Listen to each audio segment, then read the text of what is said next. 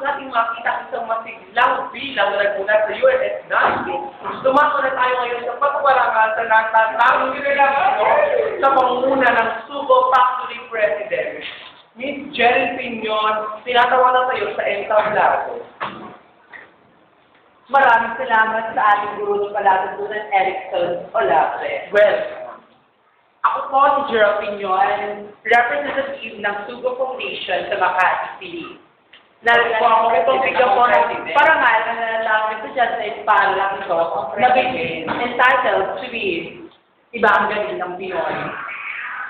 Hawak-hawak po ang isa pong salakot na nire-represent abay tunay ng Pilipino, galing ng Pilipino, sinisyon ng Pilipino at buka Pilipino. Babasahin ko po kung sinusa. Mula po sa pag-aalala ng sakal. Lider po nila. Mamaya mula po tayo sa pinanggaling ng Summer God Summer. Dalilan po yung kanyang pag-aalala upang makakuha ng pampalita para sa tinapay.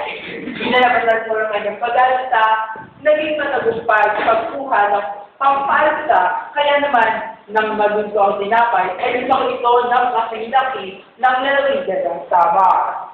Kaya natatabunan ang Samar ng giant well. Ayan po mga achievements na nagawa ng aking paparangalan ngayong araw nito. Wala ang iba kundi si Alfredo Monatan at Sasti.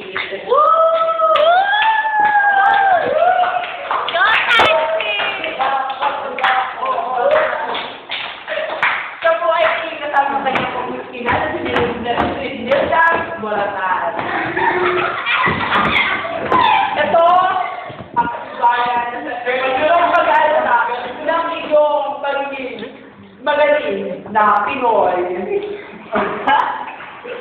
Salamat. Salamat.